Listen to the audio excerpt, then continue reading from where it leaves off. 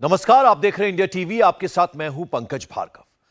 2024 की तैयारी में हर पार्टी, हर नेता अपने अपने तरह से लग रहा है। नीतीश 23 जून के लिए शामियाना सजवा रहे हैं।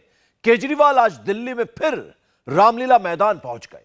राहुल गांधी अमेरिका में बैठकर इंडिया का नैरेटिव सेट कर रहे हैं। शरद पवार सुप्रिया सुले को स्थापित करने में लगे हैं। ममता पंचायत चुनाव के लिए गोटियां बिछा रही हैं। सब अपनी अपनी तैयारी कर रहे हैं। ऐसे में नरेंद्र मोदी क्या कर रहे हैं? मोदी की अलग अलग टीमें किस टास्क पर लगी हैं? मोदी के बड़े बड़े मंत्री आजकल दिल्ली में क्यों नहीं दिख रहे हैं? मोदी के पास विरोधियों की रिपोर्ट तो पहुंच रही होगी, लेकिन बीजेपी के लिए ग्राउंड रिपोर्ट कहां से आ रही है? अगर मोदी हर दांव में विरोधियों से 10 कदम आगे रहते हैं, तो इस वक्त उनकी टीम किस काम में लगी हुई है? मोदी ने अपने कैबिनेट को किस रिपोर्ट पर काम करने के लिए लगा दिया है? प्रधानमंत्री के सबसे करीबी लोग इन दिनों क्या पता लगा रहे हैं? मोदी के पास जो रिपोर्ट आ रही है, वो कैसे उनके विरोधियों के नहले पर दहला साबित हो सकती है? इस रिपोर्ट से आपको समझ में आएगा। 24 की तैयारी, कौन किस पर भारी? मोदी का तरीका, राहुल का सलीका। बीजेपी 24 में कैसे लड़ रही है? कांग्रेस रेस में कहां खड़ी है? बीजेपी क्यों लोकल पर चल रही है? कांग्रेस क्यों हेलीकॉप्टर शॉट लगा रही है?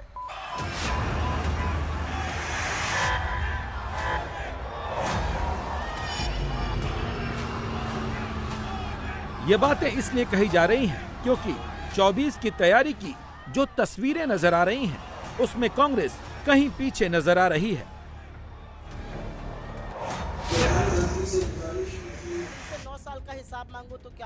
कांग्रेस अभी press conference, media, social media से ही मोदी से मुकाबला कर रही है, जबकि बीजेपी 24 में लड़ाई किस लेवल पर जाकर लड़नी है, उस पर काम कर रही है। इस वक्त बीजेपी को लोकल में प्रॉब्लम हो रही है। मोदी के नाम और चेहरे में दिक्कत नहीं है, बीजेपी को लोकल इश्यूज को लेकर प्रॉब्लम है। इसीलिए कहां कहां दिक्कत है, उसे शॉर्ट आउट करने को कहा गया है। लोकल लेवल पर एंटी इनकम्बेंसी का असर कितना है, इसका पता लगाना है। इसके लिए बड़े बड़े मंत्री ग्राउंड पर भेजे जा रहे हैं। इनसे ग्राउंड से रिपोर्ट लाने को कहा गया है। वहां जाकर इन्हें अपनी बातें कहनी है और जनता की सुननी है। 9 साल के काम की रिपोर्ट मंगाई जा रही है। ये फीडबैक लेकर मोदी तक पहुंचाया जाएगा। प्रधानमंत्री गरीब कल्याण अन्न योजना 30 मई से 30 जून तक ये काम चलेगा। रिपोर्ट आएगी, उसके बाद बीजेपी 2024 का चक्रव्यूह सजाएगी। 300 से ऊपर की सीट लानी है तो तैयारी इस लेवल पर करनी होगी। टीम मोदी भी इसी टारगेट को कैसे पूरा करना है, इसी पर काम कर रही है। 2004 में बीजेपी की स्ट्रेटजी और 2024 में मोदी की स्ट्रेटजी में ये बेसिक फर्क है। शाइनिंग इंडिया का गुब्बारा फुलाने के बजाय मोदी सरकार अपने काम को मजबूत कंक्रीट की तरह जनता के दिलो दिमाग में बैठाने की कोशिश में है। 24 के महायुद्ध की तैयारी को लेकर कांग्रेस क्या कर रही है, बीजेपी की रणनीति से वो कैसे मुकाबला कर रही है, उसको बताने से पहले बीजेपी क्या कर रही है, पहले वो देखते हैं। मोदी के मंत्री, बड़े बड़े नेता जिले जिले घूम रहे हैं। एक एक मंत्री की ड्यूटी लगाई गई है। लोकसभा का क्लस्टर बनाकर जिम्मेदारी सौंपी गई है। ए टियर, बी टियर सिटी है जहां वो घूम रहे हैं। डिफेंस मिनिस्टर राजनाथ सिंह रोहतास गए हैं। विदेश मंत्री एस जयशंकर बनारस में अनुसूचित जाति बूथ अध्यक्ष के घर नाश्ता कर रहे हैं। पीयूष गोयल महाराष्ट्र की सांसद पूनम महाजन के साथ मैला ढोने वाली पद्मश्री से सम्मानित उषा चौमर से मिल रहे हैं। मीनाक्षी लेखी को फिरोजाबाद भेजा गया है। महिलाओं से वो मिलजुल रही हैं। धर्मेंद्र प्रधान ओडिशा के संबलपुर में बीजेपी कार्यकर्ताओं को गरीब कल्याण समावेश के बारे में समझा रहे हैं। जेपी नड्डा तिरुपति में आंध्र प्रदेश में मोदी सरकार के काम की बदौलत जमीन मजबूत करने में लगे हैं। अमित शाह तमिलनाडु के वेल्लोर में हैं। मोदी सरकार ने 9 साल में क्या क्या किया, वो तमिलनाडु की जनता को बता रहे हैं। इन सब कवायद के पीछे बीजेपी की स्ट्रेटजी है 80 करोड़ वोटर तक मोदी के काम को पहुंचाना। और ये होगा कैसे, बीजेपी ने इसका पूरा कैलकुलेशन कर रखा है। इसके लिए हर लोकसभा सीट से 1000 लोगों की सूची तैयार की गई है जो अपनी सेवा के दौरान पद्मश्री या राष्ट्रपति पदक जैसे नागरिक पुरस्कार जीते हैं। लोकसभा की 543 सीटों को जोड़ें तो मोटा मोटा ये आंकड़ा करीब 5.5 लाख लोगों का है, जिनके पास बीजेपी के सीनियर लीडर या केंद्रीय मंत्री पहुंचेंगे। बीजेपी उन लोगों के पास पहुंच रही है जिनकी सोशल वैल्यू ज्यादा है। बीजेपी जानती है कि यहाँ से मैसेज जो जाएगा उसका नतीजा भी ठोस आएगा। मतलब साफ है, फील्ड में लोकल नेता तो लोगों से कांटेक्ट में रहेंगे ही, और अब बड़े नेता पीपुल टू पीपुल कांटेक्ट करेंगे। अलवर में जब पीयूष गोयल मेला ढोने वाली 2020 में पद्मश्री से सम्मानित उषा चौमर के घर पहुंचे तो वो अकेले नहीं पहुंचे, उनके साथ अलवर के सांसद बालकनाथ और महाराष्ट्र की सांसद पूनम महाजन भी थी। उषा चौमर को पीयूष गोयल ने प्रधानमंत्री के मन की बात के 100 एपिसोड का संकलन भी गिफ्ट किया। ये एक छोटी भेंट है जो आपको देना चाहते हैं। ये मोदी जी ने जो 100 मन की बात की हर महीने जो आखिरी तो उसमें आप जैसी कहानियां देश को प्रेरित करती है, देश को और आगे बढ़ाने की, तो उसका संकलन एक में। पद्मश्री उषा चौमर के घर बीजेपी के एक नहीं 3 बड़े नेता पहुंच रहे हैं, उनको सम्मान दे रहे हैं।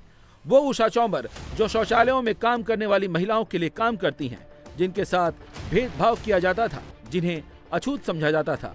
मोदी के मंत्री और बड़े नेता उनके घर जाकर महिला सशक्तिकरण की बात करते हैं तो मैसेज किस लेवल तक देते हैं आप समझ सकते हैं। मैं भी भारत में बहुत जगह घुमा हूँ, ऐसा तो नहीं है कि पहली बार कोई सड़क पे ड्राइव कर रहा हूँ 170 किलोमीटर। अब मुझे गुस्सा आ रहा था कि मेरे ऑफिस ने कुछ गड़बड़ की है। चक्कर क्या है, ये 2 घंटे में 170 किलोमीटर। पर वास्तव में मैंने ऐसा अनुभव आज तक नहीं किया है कोई सड़क का जो दिल्ली से अलग।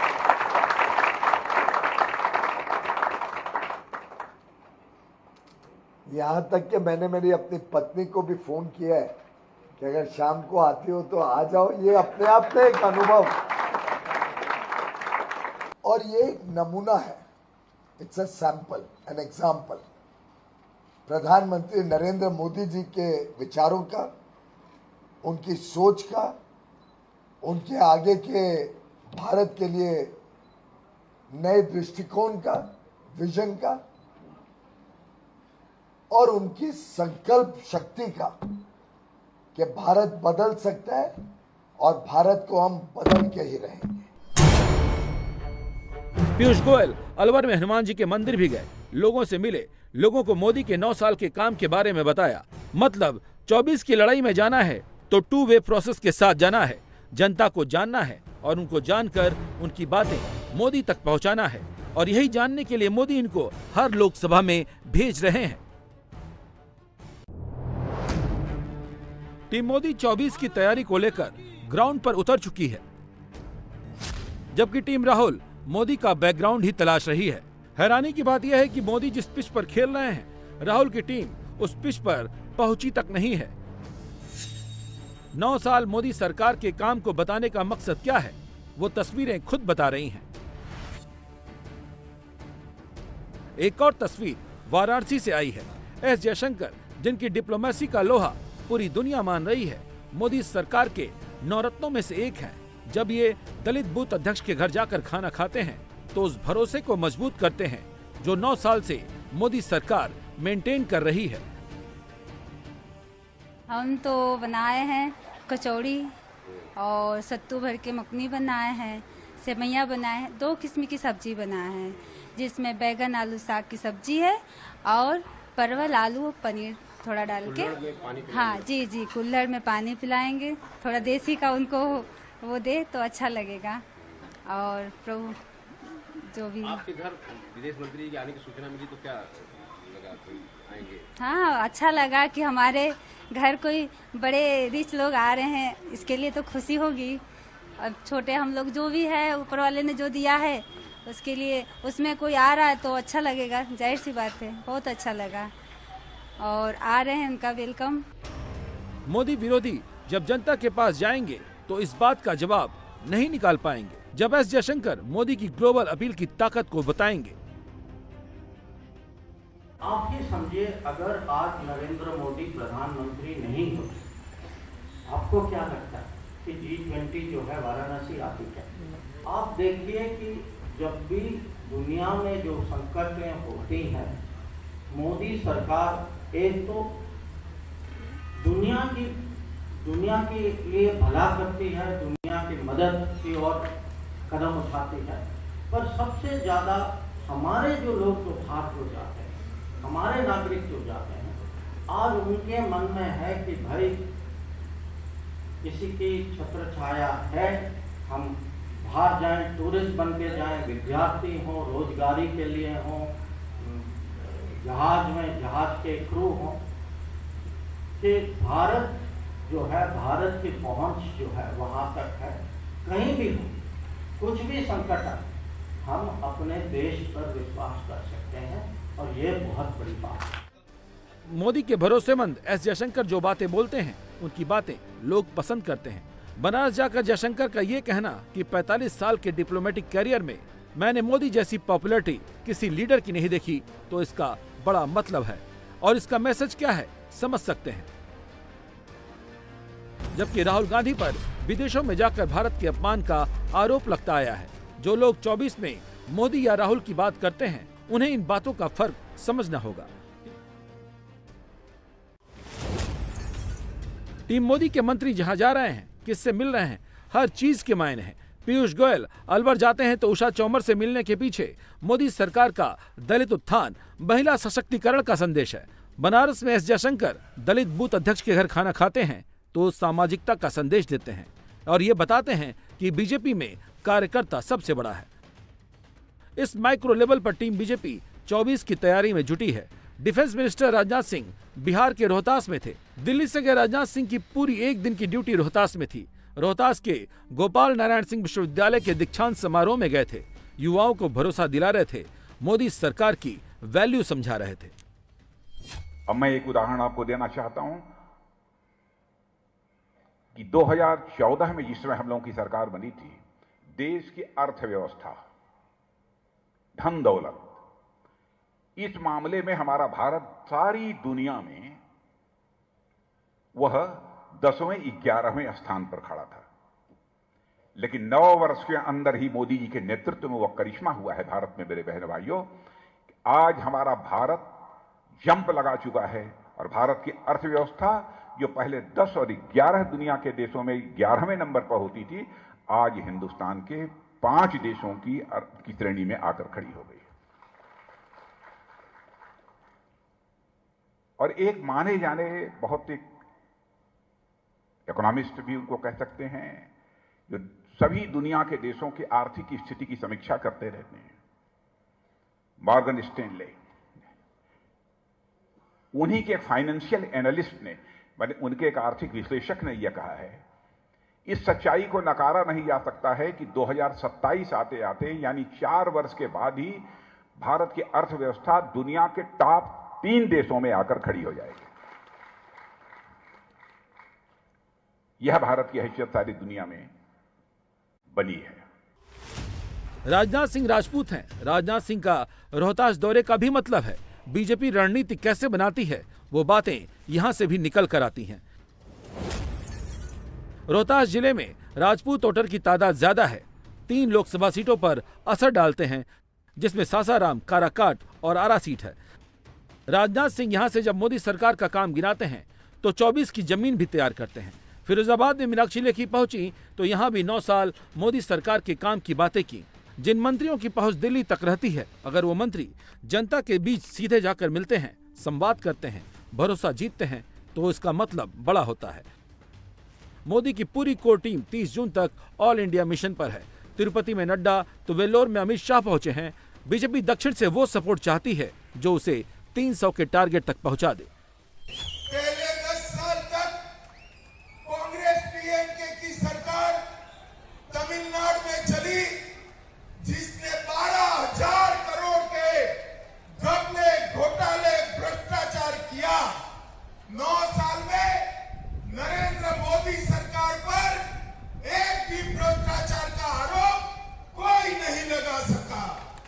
मित्रों, नरेंद्र मोदी सरकार ने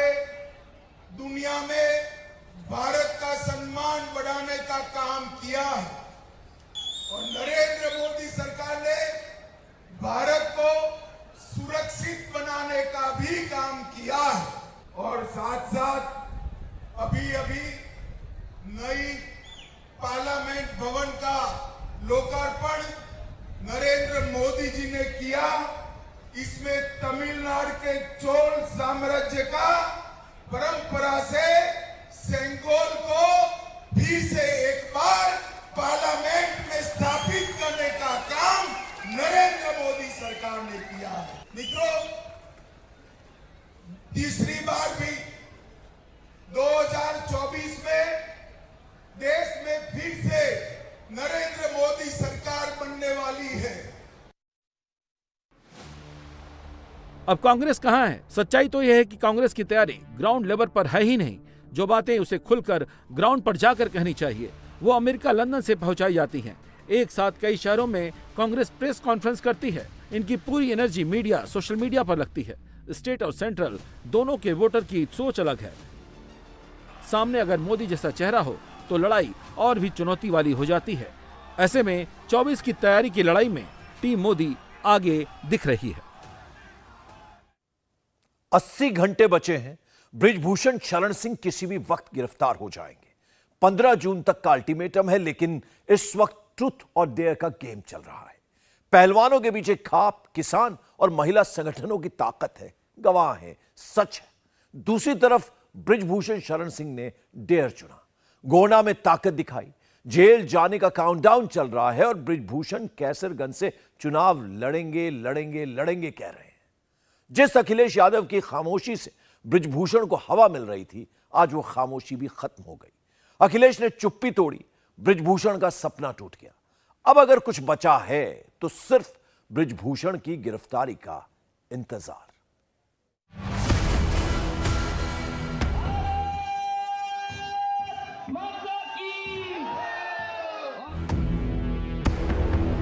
कैसरगंज लोकसभा से चुनाव लड़ूंगा लड़ूंगा लड़ूंगा।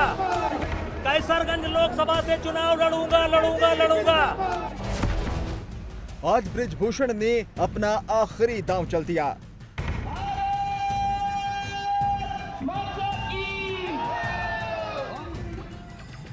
शक्ति प्रदर्शन किया। इल्जाम कितने ही बड़े हों, लेकिन बृजभूषण दबंग है ये दिखाने की कोशिश की।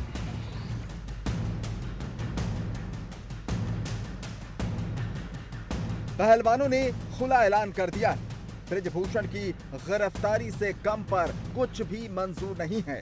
मतलब अब आर पार के दंगल का फाइनल राउंड चल रहा है। पहलवान 2 बार सड़कों पर आंदोलन कर चुके हैं, जंतर मंतर को अखाड़ा बना चुके हैं। पहलवानों ने रोहतक में पंचायत की, जहां राकेश टिकैत ने पहलवानों को किसान संगठनों का समर्थन दिया। इसके साथ ही पहलवानों के समर्थन में मुजफ्फरनगर में पंचायत हुई। तीसरी पंचायत कुरुक्षेत्र में हुई और फाइनल पंचायत का आयोजन 10 जून को सोनीपत में हुआ, जिसमें तय हुआ कि पहलवानों के एक कॉल पर खाप पंचायतें, किसान संगठन और महिला संगठन सड़कों पर उनके साथ उतर जाएंगे। अल्टीमेटम 15 जून का तय हुआ। दूसरी तरफ बृजभूषण ने आज शक्ति प्रदर्शन किया, गोंडा में अपनी ताकत दिखाई। इससे पहले तैयारी अयोध्या में शक्ति प्रदर्शन की थी। वहां संतों का समर्थन भले ही मिला, लेकिन प्रशासन की अनुमति नहीं मिली। आज पहली और आखिरी बार बृजभूषण ने दम दिखाने का दांव चला।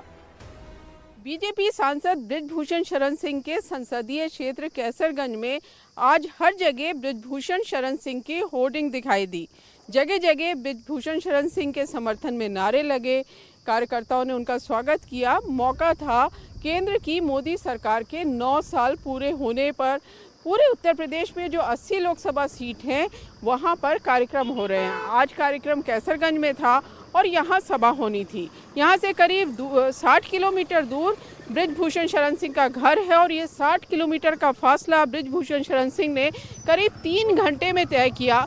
पूरे रास्ते उनके जो समर्थक थे उनका स्वागत कर रहे थे फूल मालाओं से और नारे लगा रहे थे, बृजभूषण शरण सिंह तुम संघर्ष करो, हम तुम्हारे साथ हैं। इस तरह के नारों के साथ बृजभूषण शरण सिंह यहाँ मंच पे पहुँचे तो उनको टाइगर बताया गया। अब भले ये प्रोग्राम केंद्र सरकार के 9 साल पूरे होने पर था, लेकिन इसे बृजभूषण शरण सिंह का शक्ति प्रदर्शन माना जा रहा है। बृजभूषण न सिर्फ गोंडा बल्कि अयोध्या, श्रावस्ती, बाराबंकी समेत आसपास की लोकसभा सीटों में अपना दबदबा रखता है। अपने क्षेत्रीय दबदबे के चलते बृजभूषण राजनीतिक तौर पर काफी मजबूत नजर आता है। दूसरी तरफ पहलवानों के आंदोलन को खाप का समर्थन मिलने से इसका सीधा असर जाट बेल्ट पर पड़ सकता है। उत्तर प्रदेश में भले ही जाटों की आबादी 3 से 4% के बीच है, लेकिन पश्चिमी यूपी में 17% के करीब है। कई जिलों में जाट 30% के करीब भी हैं। पश्चिमी यूपी की 1 दर्जन से ज्यादा लोकसभा और 60 विधानसभा सीटों को जाट प्रभावित करते हैं। कैराना, मुजफ्फरनगर, मेरठ, बागपत, बिजनौर, गाजियाबाद, नोएडा, मुरादाबाद, संभल, अमरोहा, बुलंदशहर, हाथरस और अलीगढ़ में जाट बेहद अहम हैं। सोनीपत में हुए महापंचायत में पहलवानों को खाप के साथ किसान संगठनों का भी खुला समर्थन मिला, जिसे पॉलिटिकल मीटर से नापे तो 3 राज्यों में बड़ा असर होता है। पश्चिमी यूपी की 1 दर्जन से ज्यादा लोकसभा और 60 विधानसभा सीटों को जाट प्रभावित करते हैं। यूपी में भले ही जाटों की आबादी 3 से 4% के बीच है, लेकिन पश्चिमी यूपी में 17% के करीब इनकी आबादी है। राजस्थान में करीब 12% जाट समुदाय है, जिसका असर करीब 50 विधानसभा सीटों पर जीतने की ताकत के तौर पर है और 20 सीटों पर उनका बड़ा और निर्णायक दखल है। हरियाणा में करीब 28% जाट समाज है, जो किसी भी राजनीतिक दल का खेल बनाने और बिगाड़ने की ताकत रखता है। हरियाणा के 10 जिलों की 30 से 35 विधानसभा सीटें ऐसी हैं जहां जाट मतदाता पूरी तरह से निर्णायक हैं। 6 लोकसभा सीटों पर जाट वोटर्स हैं। मतलब साफ है, खापों के समर्थन के बाद पहलवानों का पलड़ा भारी है। आज बृजभूषण ने अपनी ताकत जरूर दिखाई, लेकिन सियासी पैरामीटर्स पर अब उनका पलड़ा भारी दिखता नहीं है। सवाल है कैसे? तो इसका जवाब 3 राज्यों की सीटों पर खाप के दबदबे से समझा जा सकता है। पश्चिमी यूपी के कैराना, मुजफ्फरनगर, मेरठ, बागपत, बिजनौर, गाजियाबाद, नोएडा, मुरादाबाद, संभल, अमरोहा, बुलंदशहर, हाथरस और अलीगढ़ में खाप पंचायतें अहम हैं। राजस्थान का शेखावटी इलाका, जहां पर इनकी खास पकड़ है, जाट वोट 25 से 30% तक हैं। टोंक, हनुमानगढ़, गंगानगर, धौलपुर, बीकानेर, चूरू, झुंझुनू, नागौर, जयपुर, चित्तौड़गढ़, अजमेर, बाड़मेर, सीकर, जोधपुर और भरतपुर इसमें शामिल है। हरियाणा के रोहतक, सोनीपत, झज्जर, चरखी दादरी, पानीपत, जिंद, कैथल, सिरसा, फतेहाबाद, हिसार और भिवानी में खाप की ही चलती है। हरियाणा के 10 जिलों की 30 से 35 विधानसभा सीटें और लगभग 6 लोकसभा सीटों पर सीधा असर है।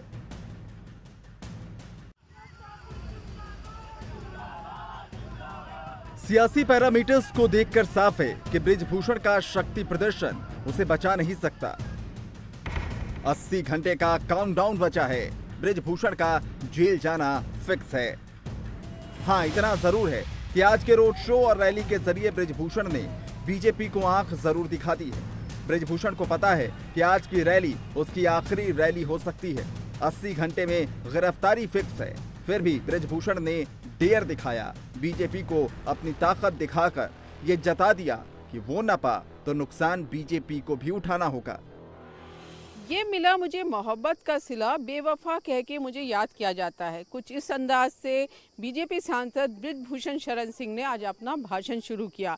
इशारा साफ था कि जो महिला पहलवान यौन शोषण का आरोप बृजभूषण शरण सिंह पे लगा रही हैं वो झूठे हैं। जैसा बृजभूषण शरण सिंह कहते आए हैं कि उन्होंने पहलवानों के हित में काम किया। आज क्योंकि उनकी यहाँ काफ़ी ज़्यादा भीड़ थी, समर्थक थे, तो यहाँ भी उन्होंने अपना पक्ष यहाँ समर्थकों के सामने रखा। अब बृजभूषण शरण सिंह भी अपनी ताकत जानते हैं। वो 6 बार के सांसद हैं। उनकी पत्नी भी यहाँ सांसद रह चुकी हैं। उनका बेटा 2 बार का विधायक है।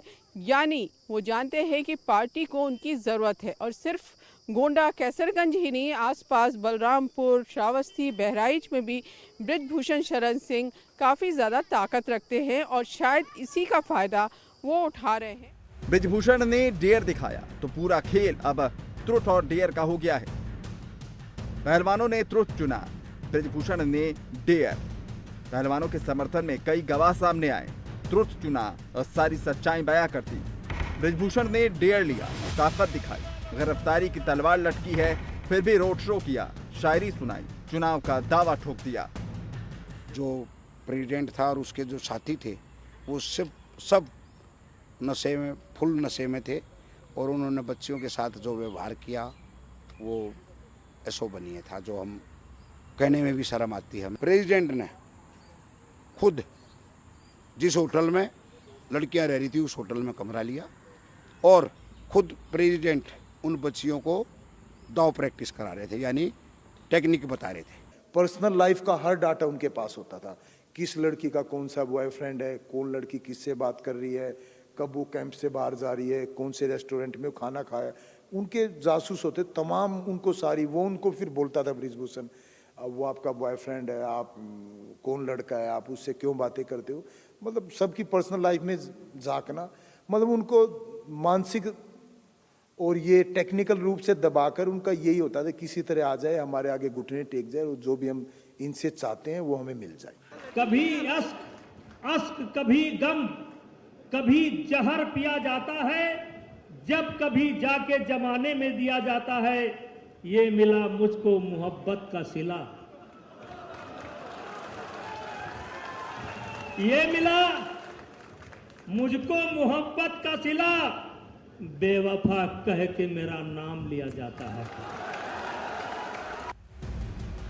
ब्रिजभूषण की पत्नी केतकी देवी सिंह सांसद रह चुकी हैं। ब्रिजभूषण के बेटे प्रतीक भूषण सिंह गोंडा की सदर सीट से विधायक हैं। 2 महीने पहले जब सरकार ने कार्यकारी परिषद भंग किया तब ब्रिजभूषण के बेटे करण भूषण WFI के उपाध्यक्ष थे। करण को साल 2018 में यूपी कुश्ती संघ का वरिष्ठ उपाध्यक्ष चुना गया था। ब्रिजभूषण की बेटी शालिनी सिंह चित्रकार हैं। उनकी शादी बिहार के विशाल से हुई है, जो बिहार कुश्ती संघ के अध्यक्ष हैं। WFI के संयुक्त सचिव आदित्य प्रताप सिंह भी ब्रिजभूषण के बेटे के साले हैं। अब तस्वीर साफ है, कोई लाग लपेट नहीं बचा। ब्रिजभूषण जेल जाएंगे, पूरा कुनबा फेडरेशन से गेट आउट होगा। पहलवानों और ब्रिजभूषण की इस लड़ाई में फुल ऑन एक्शन का आज तीसरा दिन था। 72 घंटे में लगातार इस दंगल का एक के बाद एक राउंड नॉन स्टॉप चला। 9 जून को दिल्ली पुलिस रेसलर्स को लेकर ब्रिजभूषण के घर पहुंची थी, जहां WFI का दफ्तर है। क्राइम सीन का रिक्रिएशन हुआ। 10 जून को सोनीपत में महापंचायत हुई, जिसमें सारे पहलवान, किसान संगठन, महिला संगठन और खाप पंचायतों ने पहलवानों के समर्थन की सौगंध ली। आज 11 जून को ब्रिजभूषण ने डेयर दिखाया, कैसरगंज में रोड शो और रैली के जरिए शक्ति प्रदर्शन किया। लगातार एक्शन और रिएक्शन के बीच दिल्ली पुलिस पर सबकी नजर है। 15 तारीख का टारगेट है, चार्जशीट दाखिल होना है। रेसलर्स के साथ साथ खाप पंचायतें भी चार्जशीट दाखिल होने का इंतजार कर रही हैं। सरकार के साथ जो बातचीत हुई थी हमने अपने बड़े लोगों के साथ रखी है और उन्होंने बोला कि भाई 15 तारीख तक जो सरकार ने हमें बोला कि 15 तारीख तक हम जो मुद्दे दिए हैं उन पे हम काम करेंगे और कठोर कदम उठाएंगे। तो वो अगर कठोर कदम, हमारे लोगों ने यही बोला कि अगर कठोर कदम नहीं उठाए जाते तो हम फिर खोल लेंगे। सरकार ने पहलवानों को 15 जून तक चार्जशीट फाइल हो जाने का भरोसा दिया है। यह भरोसा 7 जून को हुई खेल मंत्री अनुराग ठाकुर से मीटिंग में दिया गया था। इससे पहले 3 जून को गृह मंत्री अमित शाह से भी पहलवानों की मुलाकात हुई थी। दिल्ली पुलिस ब्रिजभूषण के घर पर क्राइम सीन भी रिक्रिएट कर चुकी है। 15 जून का इंतजार सबको है दिल्ली पुलिस की चार्जशीट की वजह से, लेकिन डेडलाइन से पहले दिल्ली पुलिस भी सवालों के घेरे में। ऐसा इसलिए क्योंकि आरोप लगाने वाली महिला पहलवानों से दिल्ली पुलिस ने सबूत के तौर पर फोटो, ऑडियो और वीडियो मांगे, जिस पर अब हंगामा मचा है। कपिल सिब्बल ने ट्वीट कर सवाल उठाए कि क्या विक्टिम्स को असॉल्ट होते समय रिकॉर्डिंग्स के लिए तैयार रहना होगा। दिल्ली पुलिस की इस डिमांड पर हंगामा मचा, तो दूसरी तरफ अखिलेश यादव ने भी चुप्पी तोड़ी। अखिलेश की चुप्पी अब तक ब्रिजभूषण को हवा दे रही थी, लेकिन आज अखिलेश ने भी पहलवान बेटियों को न्याय दिलाने की मांग करते हुए इनडायरेक्टली ब्रिजभूषण की गिरफ्तारी की मांग रख दी। भारतीय जनता पार्टी को अपना नारा याद रखना चाहिए, बेटी पढ़ाओ बेटी बचाओ। बीजेपी को दोबारा इस नारे के बारे में सोचना चाहिए, और जब पहलवान बेटी न्याय मांग रही हैं तो ये बीजेपी की जिम्मेदारी बनती है उन्हें न्याय दिलाने की। तो ट्रूथ और डेयर के इस खेल में फैसला ब्रिजभूषण की गिरफ्तारी से होना है। आखिरी 80 घंटे में साफ हो जाएगा कि बृजभूषण जेल जाएंगे या पहलवान पूरी ताकत से फाइनल राउंड के लिए सड़कों पर आएंगे। महाराष्ट्र में औरंगजेब का विवाद अभी थमा भी नहीं और जलगांव में दंगा भड़क गया। हिंदुओं के मोहल्ले में सराफा बाजार में मंदिर को निशाना बनाने की कोशिश की गई। पत्थरों और लाठी डंडों से हमला किया गया। पुलिस ने दंगे के मास्टरमाइंड इरफान को गिरफ्तार भी कर लिया। दंगाइयों ने हमले से पहले रोड लाइट के तार काट दिए थे जिससे कि अंधेरा हो जाए। सीसीटीवी भी तोड़ दिए गए। अब सवाल ये है कि क्या पहले से ही दंगे की प्लानिंग की गई थी? बच्चों के मामूली विवाद में इतना बड़ा दंगा संयोग या फिर कोई प्रयोग था? इन सवालों का जवाब जानने के लिए ये रिपोर्ट देखिए।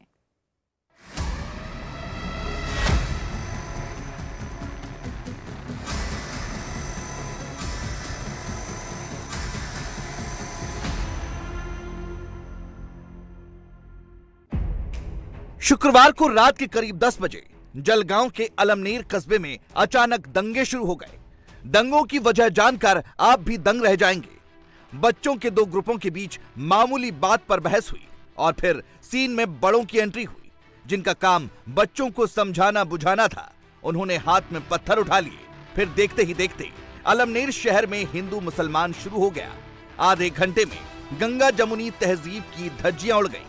दंगाइयों ने उस मार्केट को टारगेट बनाया जहां 95% से ज्यादा दुकानें हिंदुओं की हैं। ये तस्वीर उसी अलमनेर शहर के सराफा बाजार की है जहां दंगाइयों ने सबसे पहले अटैक किया। गली में जहां तक नजर जाती है वहां पत्थर ही पत्थर दिखाई दे रहे हैं। दंगाइयों की मानसिकता को समझने के लिए एक और तस्वीर देखिए। इसमें एक मंदिर है जिसे निशाना बनाया गया। पत्थरों से मूर्तियों को खंडित करने की साजिश की गई। हिंसा पर उतारू भीड़ ने मंदिर परिसर में लगे एक काउंटर को भी पलट दिया।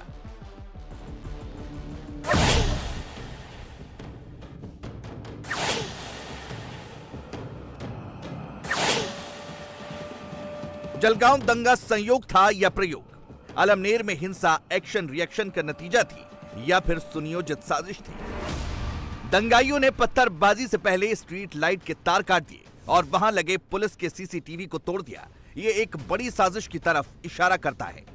दंगाइयों ने हिंदू बाहुल्य जिंजर गली, चूना पारधी वाडा और सराफा बाजार को जोड़ने वाले चौराहे की स्ट्रीट लाइट सबसे पहले काट दी ताकि अंधेरे का फायदा उठा सके। उन्होंने पुलिस का सीसीटीवी भी तोड़ दिया जो उसी स्ट्रीट लाइट वाले पोल में लगा था ताकि दंगाइयों के चेहरे कैमरे में कैद नहीं हो सके। ऐसे में सवाल उठता है कि क्या दंगाइयों की साजिश सराफा बाजार को लूटने की थी और पुलिस से बचने के लिए जानबूझकर सीसीटीवी को तोड़ा गया? इस सराफा गली की ये जो चौक है, यहां से हिंसा की शुरुआत हुई। सामने जो आप इलाका देख रहे हैं, इस गली से करीब 200 से ज्यादा लोगों का मॉब हाथों में पत्थर लेकर यहां पहुंचता है। स्थानीय लोगों का आरोप है कि ये जो मॉब इस गली से निकला था, उनके हाथ में बड़े बड़े पत्थर थे, लाठियां थी। यहां आने के बाद सबसे पहले उन्होंने ये जो स्ट्रीट लाइट का पोल है उसे तोड़ दिया। साथ ही में पुलिस ने यहां पर सीसीटीवी लगाया हुआ था, उसे तोड़ दिया गया और उसके बाद यहां पर शुरू हुआ जमकर पत्थरबाजी का सिलसिला। चुन चुनकर दुकानों को निशाना बनाया गया। अलमनेर के जिस बाजार में दंगाइयों ने अटैक किया वहां दुकानें और रिहायशी इलाका मिक्स है। जब हमला हुआ तो ज्यादातर दुकानदार जान बचाकर भागे। ज्यादातर ने आरोप लगाया कि खास मोहल्ले से पत्थर और लाठियां लेकर लोग आए और हमला कर दिया। मैं दुकान बंद करके ही आया था, बस ये भैया के पास 2 मिनट खड़ा रहा, यहाँ से पत्थरबाजी चालू हुई। यहाँ से मॉब बता रहे आप? कहाँ से? यहाँ से पूरा अंदर से आया हुआ था सब। यहाँ से ही सारा मॉब आया हुआ था। पर क्या मालूम, छोटे बच्चों का झगड़े की वजह से इन्होंने इतना मॉब कर दिया। माहौल तो गली के ही माहौल थे ना। अभी किसको किसका नाम ले लेंगे, हमको मालूम भी नहीं कौन है वो। यहीं के लोग थे या बाहर से आए थे? यहीं से प्रॉपर यही लोग है सब।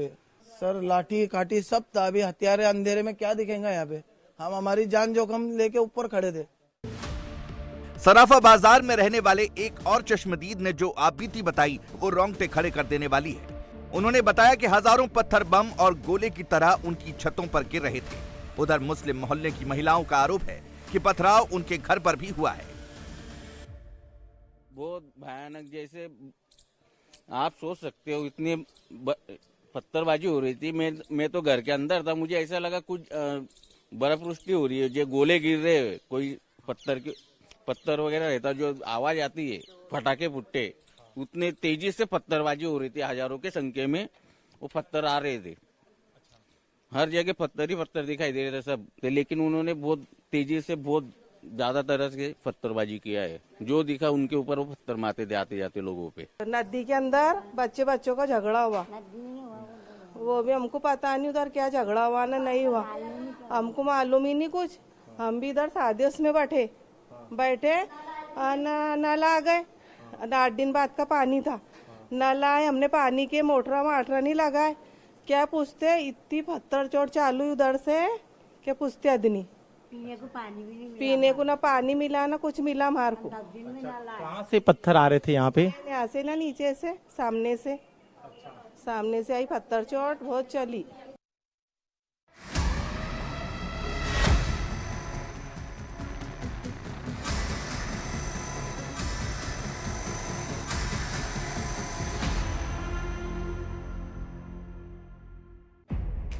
शुक्रवार को रात के करीब 10 बजे जलगांव के अलमनेर कस्बे में अचानक दंगे शुरू हो गए। दंगों की वजह जानकर आप भी दंग रह जाएंगे। बच्चों के 2 ग्रुपों के बीच मामूली बात पर बहस हुई और फिर सीन में बड़ों की एंट्री हुई, जिनका काम बच्चों को समझाना बुझाना था। उन्होंने हाथ में पत्थर उठा लिए। फिर देखते ही देखते अलमनेर शहर में हिंदू मुसलमान शुरू हो गया। इंडिया टीवी हर वक्त हर जगह डाउनलोड करने के लिए सर्च करें India TV news Google play store या ऐप स्टोर पर।